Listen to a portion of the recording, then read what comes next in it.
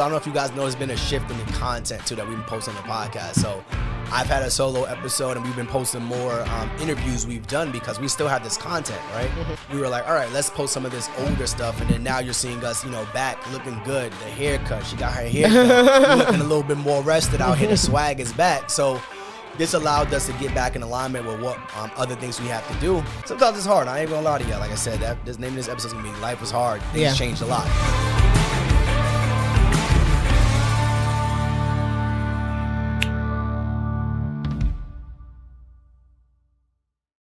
All right, guys, what's going on? Welcome to another episode of the More Than a Side Hustle podcast, where we help 9-to-5ers create more impact, income, and influence outside their jobs. My name is Anthony. And I'm Janoka. And thank you for coming back another week with us. Every single Tuesday, we are here in your ears. If you don't know, you can watch us on YouTube. Thank you for those that are subscribing, sharing, and letting people know what we are doing week after week. And today, we're going to talk about a big change that happened in our life and also what you could learn from it. We'll be getting into that in a few minutes, but we're going to start with the review of the week. You guys don't know, we read reviews live on a podcast. So if you ever drop this one, it's a good way for your name to get mentioned. Get a quick shout out from us. This one says, dope couple, excellent information. The Hartzogs don't disappoint with the information they provide. I started following them a couple of years ago. Their trajectory has been great to watch, and learning from them has been even better.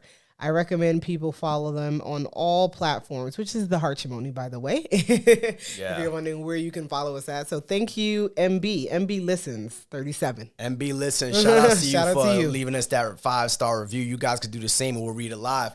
But we just hit a huge milestone in our podcast history. Yeah. So we've hit 75,000 downloads. We've been doing this now for a little over 2 years. This might be the 110th episode or something like that. Not sure exactly. But we've been doing this consistently for a little over 2 years. So we are happy with our journey. Yes, we probably could have been further, but listen, we're happy where we're at. We're happy that we're able to show up. We started this in the midst of me being very close to the end of my pregnancy and continued it week after week. It has not been easy. I think we spoke in detail about that in our 100th episode. It has not been easy, but we still have done it and has been consistent. So kudos to us, and we get a little clap hands there. And this is episode 115. So if you listen to this live, 115. And I hope you guys caught the last episode where we discussed, we brought on a Cleaning Business University alumni or Cleaning Business University alumni students, which is our course that teaches you how to start and scale a remote cleaning business. And we talk about how they did $30,000 in one day. It's absolutely nuts that the information that you share could help someone make $30,000 in one day in a business or ideas. So speaking of sharing information, since we just hit 75,000 downloads, if you guys have a product or service or something that you want to advertise in front of 75,000 people, this might be the place to do it. Dave Shantz, which is a huge podcast, he talked about the podcasting space being one of the biggest advertising platforms for businesses. It was like, you can't get the same return on ads. You can't get the same return on word of mouth or radio. We are in someone's ear every single week, same time, same place. It's like watching an episode every day if you're catching up too. Yeah, it's like watching an episode of your favorite TV show. Every Tuesday, 6, 7 a.m. we're gonna drop. So this is a best place to advertise. If you're interested in advertising your product or service, shoot us a DM or email us at the Harchimony. You guys know where to find us if you listen to this podcast.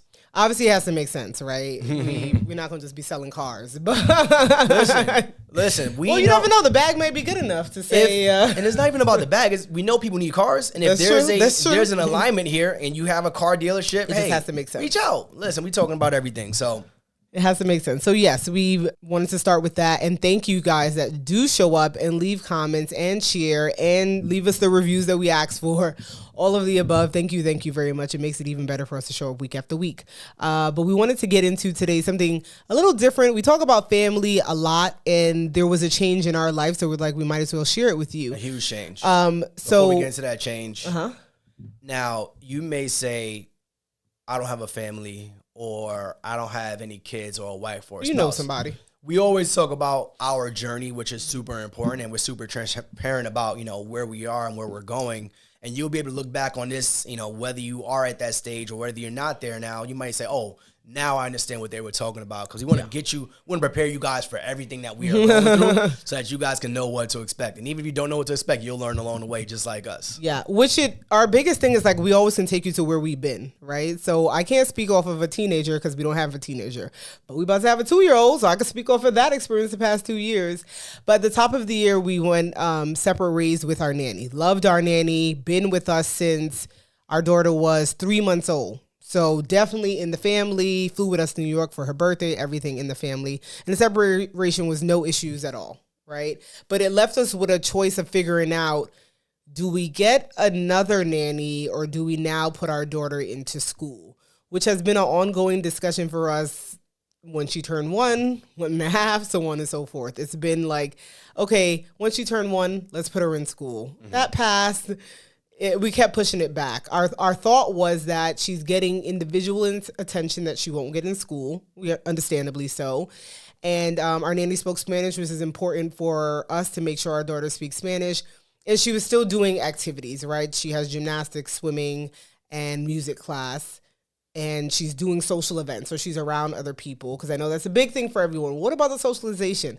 So she's around other people. So we didn't feel the need to put her into school. Our conversation would be, if we had another child, maybe that would be a time that we'd put her in so that we can adjust with the new child, so on and so forth. But we didn't get to that point. So it really was a conversation of, okay, what do we do now? How do we navigate this now? And at the top of the year, I want to be somebody, when you ask somebody how's life going and they give you that generic answer like, oh, things have been good or things have been okay. My boy asked me this past week, and he's like, I haven't seen the top of the year. How are things going? I'm like, oh, it's been hard. He's like, what you mean? And I said, it's been hard because we make jokes like, we've been extremely privileged in our situation with having a daughter. Mm-hmm. Where we've had help from the very beginning. Very beginning. This is the first time we've never had help. There's been no help. It's just been us and Alani for a full month. Exactly a month. So when parents are out there and they're like, you guys don't understand it, we're like, no, we understand. No, now we understand it. No, I understood. I never didn't understand. Nah, but you mean first, maybe I understood it. Feeling it and understanding is two different things. I don't think you understand what pregnancy is unless you go through it. That's fair. Yeah, so someone's like, pregnancy is hard. Oh, have you gone through it? No. Oh, business is hard. Have you gone through it? No, because you just know what people tell you. You just kind of make an assumption about it. Yeah, you're making assumptions about it. This month has been extremely hard. The title of this episode is going to be Life Changes. Shit's been hard. Like, that's what the title of this episode is going to be. So you may say, well, it's two of you guys, you got one kid. And I want to go back into somebody asked like why the transition happened. So we talk about this times in life where you have to make changes for yourself. And for her, that was a time where our nanny had to make that change for herself. She's like, I'm looking for this. This is what I need. And it was just like something we wasn't willing to, provide at that time. Mm-hmm.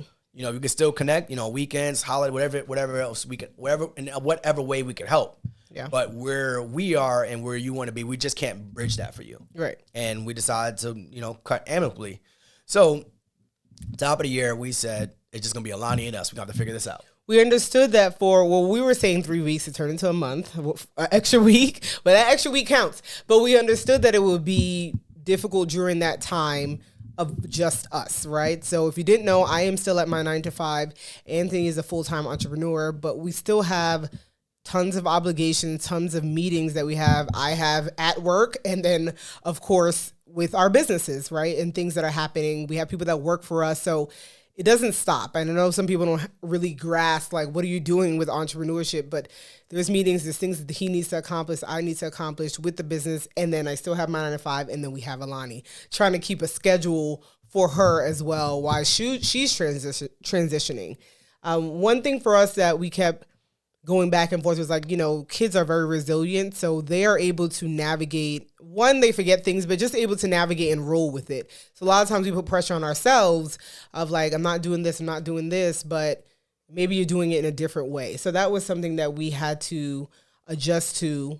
And then I think also just really blocking out time in our calendars. Like, no, there is no meetings at this time, because she is up during this time and we have to then feed her and put her down for a nap at this time. Yeah. So those things were definitely difficult to navigate on top of me being obligated at work with meetings that I can't necessarily change. Once in a while, I could say, hey, can we push this back? But a lot of them I can't just change day to day, week after week because my child is home, right? And one of the challenges that comes with entrepreneurship is that people think that you're always available. Right. Just because I control my time doesn't mean I'm always available. So sometimes it's like I have to be strict, which is very hard for me. I pride myself on being actively available at all times. He ain't available. Like you can shoot me a DM, I'll respond, or the VAs will respond. I usually respond before the VAs respond, or you shoot us an email, I try to be responsive on there, or you shoot me a text, I try to be responsive, or you call me, I try to pick up on the first ring. And that's one of the challenges where when you are that responsive to other people, that means you're less responsive to somebody else or something else. Mm-hmm. So it's like, if I'm always available for everybody else, that takes away from me being available for Alani. And during this past month, I want to say we probably got a lot closer than we normally would have. Right? You and her. Me and her. Yeah. Because we've spent a lot more time together. So let's say my meetings are done at 12. I'm like, all right, the rest of the day, we're going to go to the park or whatever, or we're going to go visit this gymnastic place, whatever. Mm-hmm. So I was playing. Yeah, you were doing the activities with daddy her. Daddy daycare. I tell you can't say that. Why not? Because I can't say mommy daycare. It's my child. Yes, there's no daycare. Daycare means you're taking care of someone else, like being paid for it. That's how I look at it, at least. You're not getting paid for it. It's your child. There's no babysitting my child, like that type of concept. A lot of people say that. I think it's foolish. I don't think they're taking it in the technical sense, but I try not to use those terminologies because you never say a mom is babysitting. So it's just a dad? So people say, oh, the dad is babysitting. So it's like a deadbeat dad situation? Yeah, you don't babysit. It's your child. I'm home with the child. Like it is what it is. I'm home with my kid. Yeah, I'm home with my kid. I'm not babysitting it. You get paid for those things. I guess. Those services, at least. So deadbeat dads. This is how I see it, at least. So deadbeat dads, stop saying you babysitting your kids. That's what Janoka's saying. You're not a deadbeat if you're like, I'm not using it in that sense, but just being mindful of terminology. That's all I'm saying. That's all I'm saying. If you show up, you show up. It is what it is. Yeah. But yeah, activities he was able to go to. But in the meantime, it was that hard decision of, are we going to look for another nanny? Do we want to look for another nanny, or are we going to put her into school? So the school search started.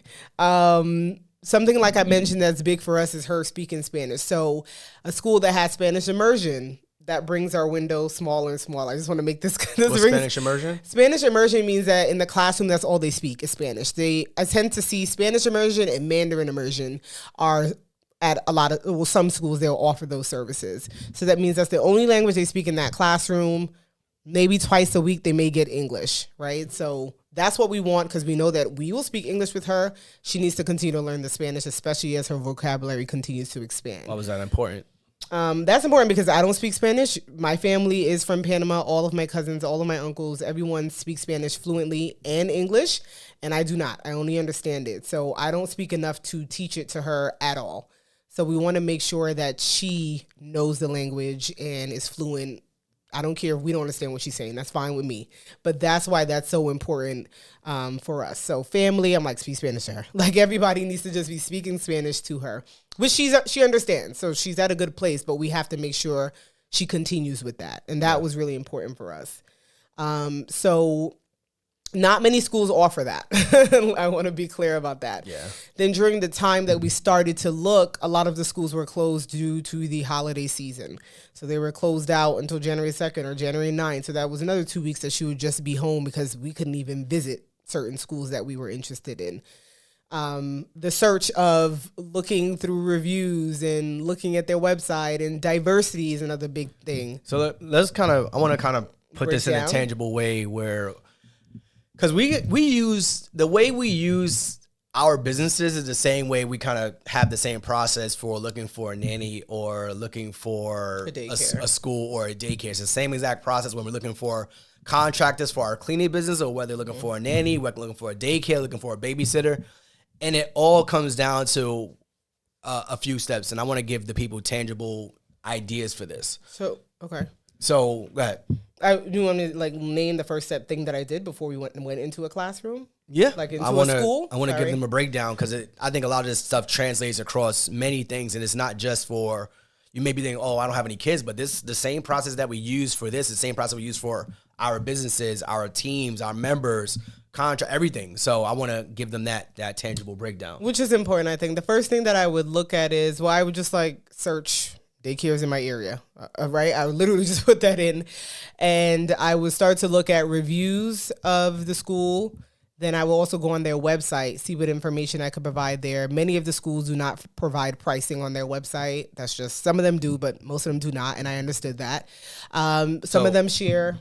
So with the website part, so you do daycare in my area. So that's SEO. That's search engine optimization right there. With them popping up.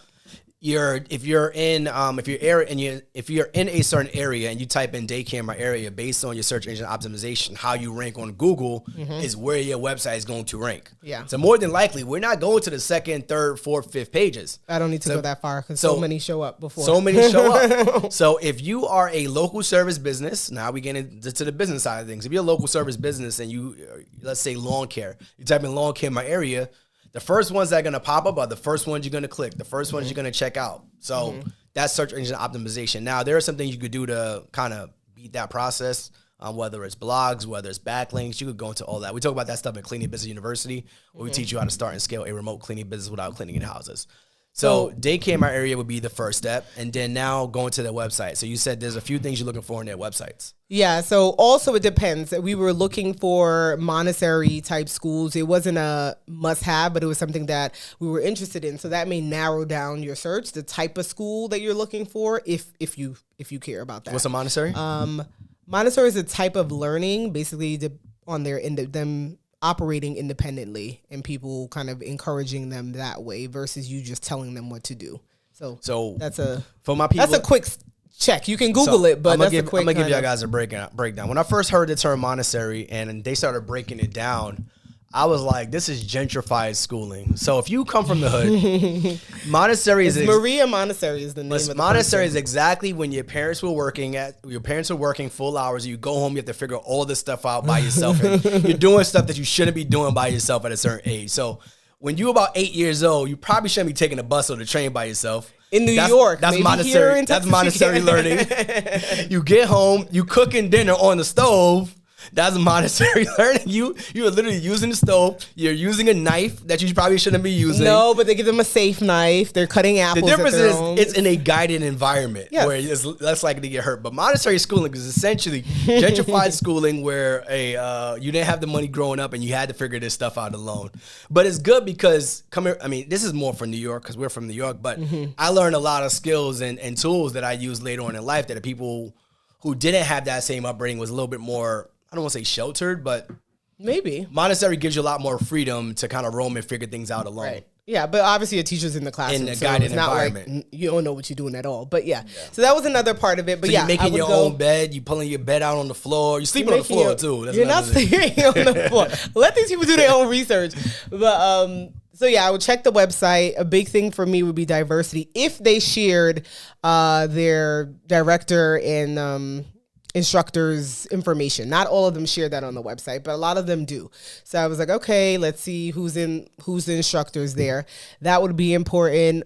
What else? I also look for extracurricular activities. A lot of them don't allow you to do anything until they're about 3, but I just wanted to see what they had, like soccer, piano, violin, yoga, whatever. Did they offer anything?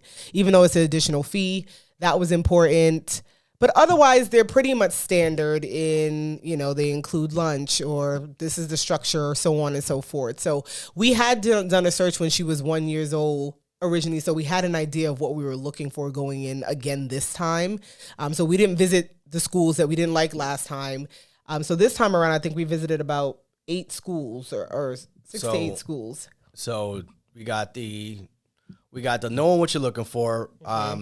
Schools in my area. Look at my list while you we got the website. So having an optimized website that gives someone, all your services, all your products, all your tools, so that they know, all right, this is the school for me, or this is the business for me, or this is the website, whatever it is, the product or service for me that I need to look at. So next, once you kind of break down, all right, these are the top 5 things that I want to visit. Next thing was probably calling. So having someone available to answer the phones, customer service.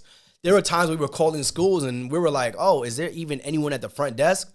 Or one of the things was the same person that was a director was the same person answering the phones. And we kind of asked that question like, oh, are you we're trying to use these things as tips and tools so that we can say, all right, this school might be understaffed. So having someone readily available to answer the phone, but then also not just sending someone to an answering service, having someone who could actually answer the questions that you have, which is going to be an immediate representation of your school. So who's picking up the phones? What do they know? What don't they know? Things like that. I was just trying to look for my exact questions that I've asked. But like I said, I think once you get into looking at schools, you get a sense of some of the stuff that you're looking for. So I found it, sorry. So a lot of it was kind of ratio of kid to teacher. Once we get in there, we set up an interview, or they say come and do a walkthrough.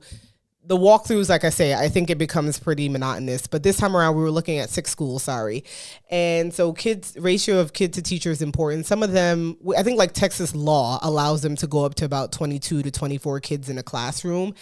That was a lot for us because I'm like, I do expect that in a public school setting. I mean, growing up in New York, it's like 32 kids. I don't even know what the limit is. But I felt in this setting, that's not what we wanted. Right. So those schools that had like 12 and under, even if they have 2 teachers, that was more of what we were looking for her. Because obviously I know she's coming from a one-on-one setting. She's not going to get that exactly. But I find 24 is just overwhelming. 2 or 3 people, even if. It's just too much. That's a lot of people in one toddlers in one at that. area. That's a lot of people in one area. And I want to put this disclaimer out there too, because this is our podcast. This is our show. This is our YouTube. And you may be asking, where am I going with this? This is our experience while we're going through this situation based on what we needed, what we wanted. So don't come with your comments. Literally, we had somebody in one of our episodes saying, oh, this is not right. This is not right. This is our experience as we're going through it. So if you want to leave a comment, make it a constructive comment where you're trying to help people, not just downplay what we're talking about. And they literally left a comment on every minute of that episode. It was like, fam, did you even recognize what we were talking about during the episode? Or you just commented on the clips that you saw? So I want to make that very clear. This is our podcast, our show. I love you guys for being here. He's trying to say this is our opinion. Beat it. And this is the funny nice thing, way. When you post things on YouTube, like the podcast is like, we know you guys, right? You guys are here. You're subscribed. You are. But it could be a new person listening. This wasn't a new person because the YouTube videos YouTube is more of a search engine platform. So if you're searching for certain things are going to come up. Right. So this is going out to random people. Most of the time, the podcast people are, sometimes you find us randomly, but most of the time you are already locked in. You're already subscribed, right? So the YouTube is just a whole different animal. So if you are on YouTube and you're watching this, and you're like, oh, the Texas school system actually allows 21.3 kids. Mind your business and keep it moving. It ain't that Or deep. subscribe and watch the full thing. The other thing we were interested in is turnover at the school. So for the directors, for the teachers, how long have they been here? 5 months, a year, 7 years. Okay. Maybe they like their job if they're here that long. So turnover was also important. So ratio of kid to teacher, turnover, what the curriculum was. I mean, people say different names and it really doesn't matter really. They're toddlers. I mean, how much are they really comprehending? That was important, but we still wanted to know. Qualifications.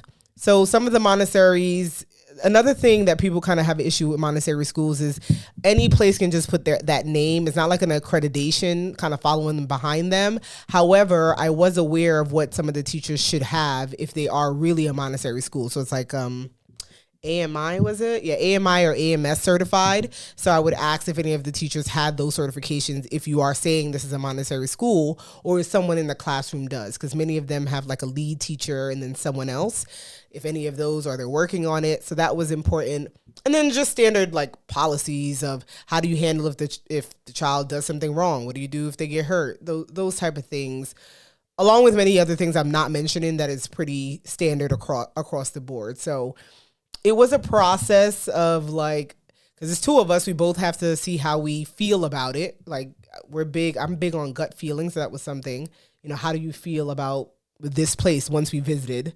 Yeah, that was we were both big on gut feelings. So I want to go back a few steps too, because we're talking about the process. So we use this same process on many things. So even when we visited the location, it was like, what does it look like? What does it sound like? What does it feel like? Does it feel like home? Smell like? What does it smell like? Old? Oh my God, that's another big one. You may say, it's like when you go to a hotel, it's like, what's your first impression of the situation? What's the vibe? So there was one school that we visited, and it was like, it felt super homely. Like it felt like we were in there. It felt like family. It felt like, but it just didn't give us what we wanted in terms of, I forgot what it was. But either here nor there. Location is important. And we are big into making sure things are central to us, because if you're commuting an hour each day or 30 minutes each day, that's going to take you away from everything everything else you have to do. So location is a big part of everything we do. So our gyms are nearby, our supermarkets are nearby, our school is nearby, the highways. So we try to be central to make things a lot easier on our lifestyle as well. Right. So gut feeling was a big one. And the first school we visited was actually the one we end up choosing, which was 2 years later. And we visited that school probably three different times, because the first time we was in different situations. About turning one. Yeah. First time we was in different situations. We didn't feel it, and I don't want to give too much details on it, but we went to that school 3 times at different times of our life to make sure. Yeah. We had to be sure. And then you can never never really be sure, right? You got to kind of take a risk and see how it goes. You think this feels good, it makes sense, so let's see how it goes. And one thing that kind of kept us going back and forth, I think, was when I really break down the learning happening. And as a toddler, you really can't expect them to be learning that much, but when I really break down the learning part of it happening, it's not a lot of time, right? So if they're in school by maybe say 8:30, and then by 12 o'clock they're either eating lunch or getting ready to take a nap, and then they're sleeping for 2 hours, and then you're picking them up, right? So the work actually happens, if you want, that 8 to 12, 3 to 4 hours, if that. And so that was something else that we kept toying with. I'm like, they don't need to be here that long. And so we did find some schools that they're like, no, they only do 8 to 12. That's it. I was like, damn, how is somebody going to work? But I get it, because after that, it's kind of, you're on your own. You got to feed them. They're going to go for a nap and do any extra activities. So that was another thing that we debated with. Now, we're not anti her being in school. It just is now the time, or is it necessary, right? I think that if we didn't separate from our nanny, I don't know what the age would be for us to say, like, okay, yeah, she should go to school. So I want to even give some examples of that situation where I don't think there's ever a right time, but there could be a better time. So now she's at the age where she's interacting with these kids. So we see the different interaction even when we're visiting other places. Like we was at the hospital the other day because Alani had an arm situation. And she's like, oh, doctor, this kid's it is like niños, right? So she's interacting with other kids. And that was one of the biggest things we were thinking about was, at what point does she get that interaction with other people? Where she's at, she went to a kid's party. She's not playing with no kids. But still, the doctor, so that was another thing. We always checked in with our doctor as well. Like, she would ask, is she in a school setting or is she not? And she would tell us, and she was like, yeah, up until 2, they kind of parallel play. Meaning, like, they know that the person exists, but they're not really playing with each other. It's just kind of like, I'm going to play here. I see her. Maybe I don't. And that's how she operates, really. She's like, okay, I see the kid, but I don't play with the kid. And even now, when we go pick her up from school, we try to sneak, and she's not playing with the kids, which to me is fine. It's not a big issue, because she has been in settings where she does socialize, or she knows how to share, or she knows how to give something. So, we weren't really concerned about what most of you are going to yell and attack about the socialization part, because she was socializing in other settings outside of our nanny and us, of course. But it still was a decision of, does it make sense, does it not? So we said, let's put her in. Let's do Monday through Friday, the full time. If we're finding that she doesn't need all that, if we don't want her there, let her go part-time Monday through Friday. And this also allows us to get our life back together too. So it's like, all right, maybe for the first month she might be there full-time, but we might say, okay, we got things back in order. We got things back in alignment with the businesses and everything else. We have someone that can help. Now it's like, all right, let's kind of weed her back out. And it was like, all right, Friday I was going to take her out, but she didn't go in for half the day. It was like, okay, I need to take her out, because she didn't go in for the first half of the day. Yeah, so that flexibility. That flexibility is important to us. Even when we're in this lifestyle of entrepreneurship, it's like we still want to have that time with our daughter. So I think what we understood and what we communicated with the people that we work with, at least we have meeting with and business stuff with, that first month, we communicated, hey, we have a change in childcare.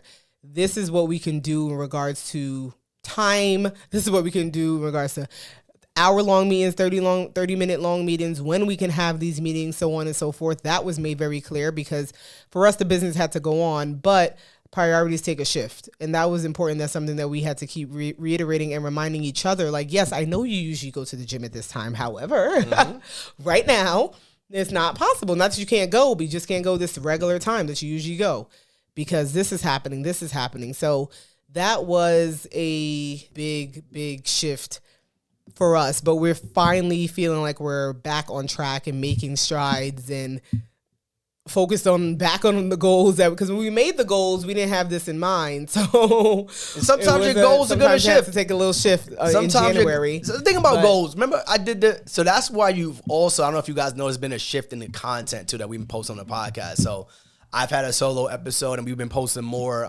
interviews we've done because we still have this content, right? Mm-hmm. We still have people who we interview on their pod. We didn't even do a podcast about the other podcast we were on, but we still have so much content out there. Mm-hmm. We were like, all right, let's post some of this older stuff. And then now you're seeing us, back looking good. The haircut, she got her haircut. Looking a little bit more rested out here. The swag is back. So this allowed us to get back in alignment with what other things we have to do. But then sometimes your gifts, your gifts have to shift in season. So we know one of our gifts is being able to show up. But we couldn't show up. So our gift in that season had to change for a little bit. Mm-hmm. Sometimes it's hard. I ain't gonna lie to y'all. Like I said, this name of this episode is gonna be Life Was Hard. Things changed a lot. He'd be like, oh, so what we doing for the podcast? I'm like, well, they gonna have to get another one. It is what it is. And I appreciate y'all. And I appreciate y'all still showing up and still tapping in, still leaving reviews. And again, sometimes your goals will shift, but as long as you are pressing forward, you're still progressing. Ain't nothing wrong with that. Getting back on track. So we back on track a little bit. We'll see. But yes, no, we're back on track. But thank you once again for listening to the More Than a Side Hustle podcast every single Tuesday. YouTube, Spotify, Google, Apple, all of the above that you listen to us on. We really appreciate it. Go ahead and leave us that review as we continue to grow week after week. And I want to ask y'all, what is one takeaway you have from this episode? Drop it in the YouTube comments so that we could show up, we could respond, we could ask questions, and also we'll see you there. So something else that we did maybe 2 of those towards the end of last year was, what do you want to call it? Like people emailing us questions to answer for them. Q&A? Not Q&A, but we got emails of people just asking questions. Listener question, that's the word I'm looking for. So if you have a listener question, you can go ahead and email us and we'll be sure to answer it here as long as it's appropriate, of course. We'll answer it for everybody to hear and listen and give feedback as well because I did enjoy those. Those were pretty interesting, and it seems like you guys enjoyed that as well. So, and the good thing about the listener question is, if you drop a question in a DM, we give everyone the opportunity to ask questions, or they email us, or they email it. But the problem is, it's text based. So if you drop an email, if you drop a DM, we get dozens and dozens of DMs. So it's hard to give you a full answer. If you drop an email, it's hard to give you a full answer. If we are doing a YouTube video for you or we're doing a podcast episode, we have the ability to go all in on your question for 10, 15, 20, 30 minutes sometimes. So you got questions and we give you the opportunity to ask them, that might be the time to ask it. So appreciate you guys being here, and we'll see you next week. Have a good one.